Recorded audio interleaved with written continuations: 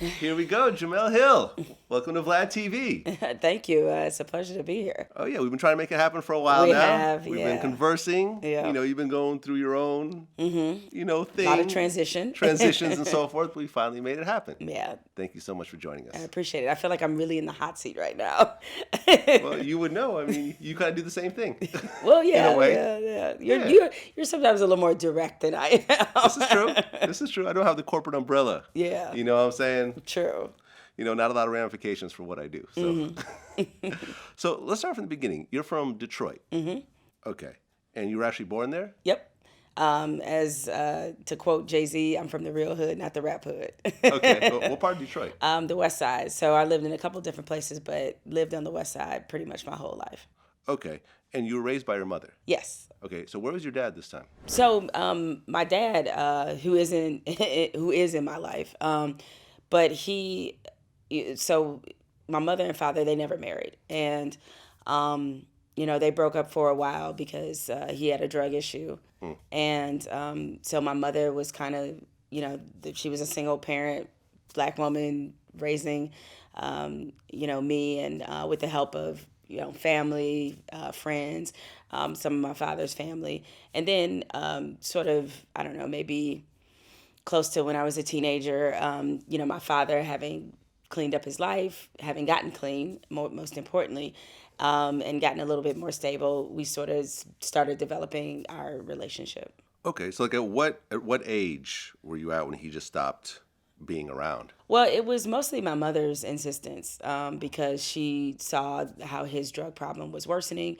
And so she wanted to make sure that, I was in a safe environment. And at the time, I think when they broke up, they were living together. And so she just felt like it was the best thing for me/us for there to be some distance, which, I think turned out to be a good thing just because it allowed him to have that time to kind of regroup and kind of refocus on what was important. Yeah. What drug was he on? Do you even know? Heroin.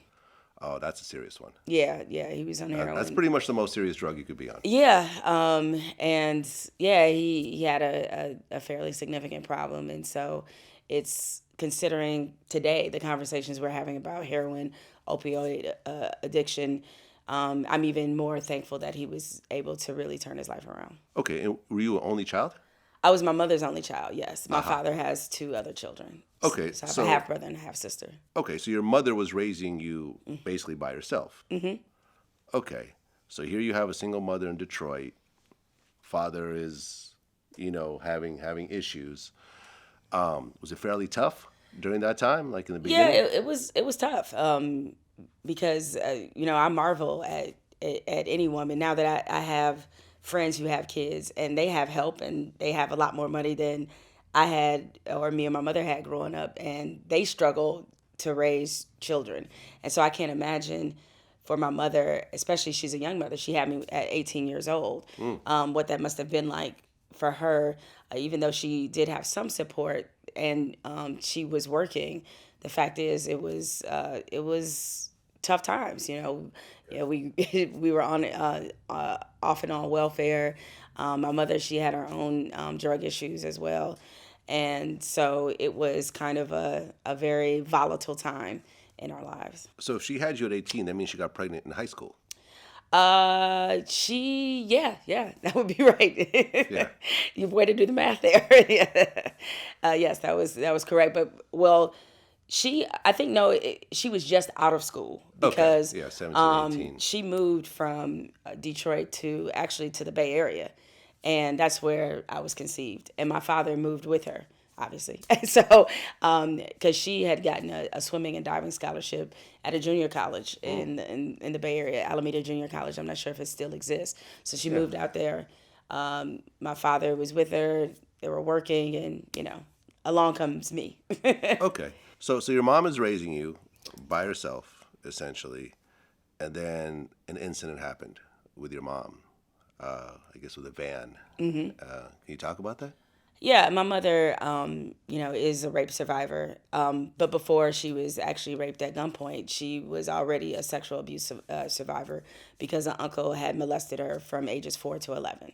And so this was, continued sexual abuse. And she was going to the store. She was snatched by somebody and raped at gunpoint. We had moved to Texas. My mother had just gotten married, and we had moved to Texas because my stepfather had a better job, opportunity for a better life, and then a traumatic event occurs. And it's one of many reasons why sexual assault, violence toward women, domestic violence are causes that are very personal for me because I've had to live with, the trauma of seeing how that unfolds in somebody's life. And so it's one of the reasons why I consider my mother to be one of the strongest people that I know because of all the sexual trauma she's had to endure in her life. How old were you when that happened?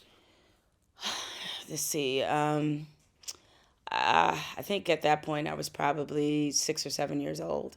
Okay, you're pretty young, so you're not fully aware. I was not aware of what at had just all. happened, but No. you saw that your mom is now different. Yeah, I mean, I wasn't aware at all of what happened. It wasn't Yeah. until we moved back to Michigan that I became more cognizant of what she had gone through. And even then, I didn't really understand what rape was. Yeah. And as I became, more educated about it and understood what it was, then it helped me understand certain things about my mother that I didn't understand before. Why she didn't like darkness, or why, she seemed to be agitated very easily in certain situations. And it was because she was just continually, living with the terror. I mean, as a young single mother in Detroit, I mean, I don't know what she knew about therapy or. Because she broke up with her husband at that point? No, that wasn't. They were divorced later after they were that. divorced after that, okay. And but I'm sure. I mean, though we have never had this specific conversation. I mean, I think we'd be fooling ourselves Yeah. to think that would not have an impact on the marriage. But it was. Absolutely. It was not the reason why they divorced, though. Okay, and I guess that she was like sleeping with a knife and like a shotgun. Yeah, I after mean, my that, mother, and- she used to sleep at alternate times with a knife, with a shotgun, with a baseball bat, because she had lived through that trauma. She couldn't sleep very well, so I would often hear her, pacing during the night or just up and awake. And it was tough for her because I think, for most people, when you suffer an experience like that, it never leaves you. You may create some distance from it, but it never leaves you. Right, especially if you don't get therapy. Correct. And, even today, despite having come through so much and overcome so much, I mean, she's still living with it. So it's something that does not ever leave you. And I think most survivors would say that. And I guess because of that, she started getting on pills. Yeah, that was a big reason why, pills. My mother tried a variety of drugs, but like painkillers were kind of her addiction for a long time. And I think this is part of, from what most people know about experiencing traumatic things, is that you try to do what you can to dull the pain. And so that was her coping mechanism because she never really got the help that she needed. And it wasn't just from the rape, it was, again, stemming from childhood abuse as well. Right, and I guess you talked about how, your mom would take you into strange apartments while she was copying, and you had to sort of experience that type of. Yeah, I mean, I was in some strange environments growing up and, having to witness her buy drugs off the street. Or, I mean, she tried to do her best to keep a lot of that stuff from around me. But, I think any child of an addict can tell you that as much as they may try, there's a lot of things that you see that you're not supposed to see. And so, yeah, I mean, I've been with her before when she's gone to, cop drugs and it was something that as a child that it was hard to reconcile. But I think as I grew up and as I matured, understanding the why was very helpful. And that's why I didn't really have a lot of anger. Right, because I guess you had gotten a television from your grandmother for your birthday, and your mom ended up selling it. Yeah, she did. For She drugs. sold it for drugs, which she told me about. She didn't lie about it. She didn't try to hide it. It was very disappointing for me because It's like the stereotypical thing that. yeah, I someone mean, does, and it's just yeah. one of those things where it wasn't about the gift. It was about the fact of that being further evidence of just the point she was in her life. So it was it was hard, nevertheless, to kind of witness that. I know people that have gone through that with their families, and most times they're completely drug free because of that. I mean, it's like they saw what not to do during their early years to the point where they don't do anything. Well, I've told both my parents this many times, is as they have, were concerned about what impact their drug usage may have had on me. And I told them that they gave me the greatest blueprint on what not to do Right. that I could possibly have. And I think it was a big reason why I was so driven growing up to kind of get out of those circumstances and to give myself a lot more choices, because I saw the impact and the damage that drugs had done to their life. But not just drugs, though. Poverty. I mean, people have to remember that, or people often forget that that's a cycle in itself.